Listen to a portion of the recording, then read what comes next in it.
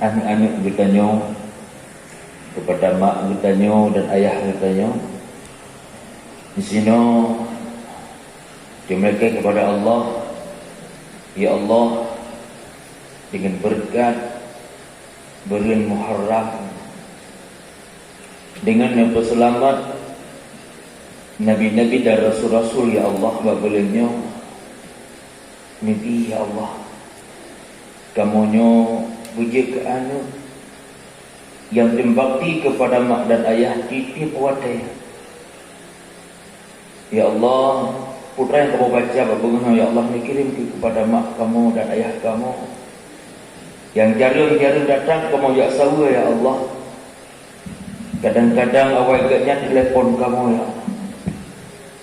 sering catat agaknya tanya hai kamu pada tangga kamu, ya Allah. Dicatat kamu tanya agaknya hai agaknya pada tangga kamu, ya Allah. Ya Allah, dari pun kamu langkah ke masjid pun, ya Allah. Badu-badu pahalanya, ya Allah, dikirim kepada mak dan ayah kamu dan pegat ke kuburan agaknya, ya Allah,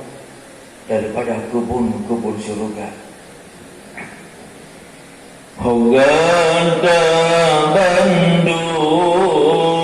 anak lun sayang, masa sampojan lun tinggai gadang pomangan ayah awai berangkat yoga dengan ia mata pomangan ayah awai berangkat yoga intan dengan ia mata lentinggai harta lampung dengan kebun merentang dengan pusaka lentinggai gada kala jabatan baktian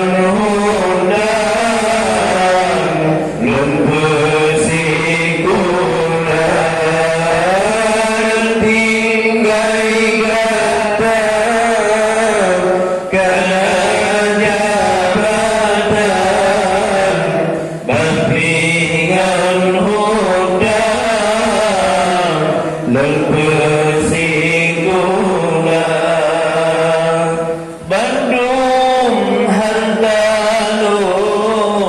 gata wariskan ilmu sajan gata mulia uraman malam lun usahakan gata bersenang orang lepoman malam lun usahakan gata bersenang orang lepoman dari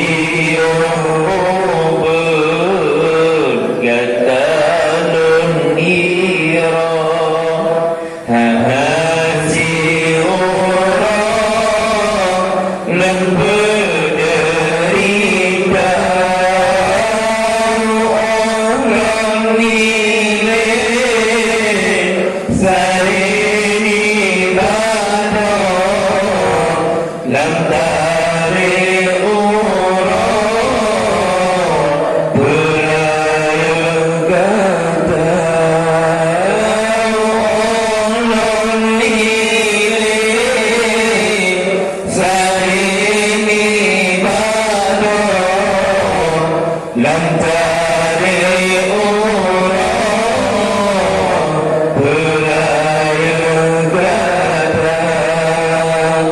kadang lun salah si dengan Tuhan tinggal sembahyang bersahabat harta demi gerata kamu berkorban sampingan Tuhan pemahaman dosa demi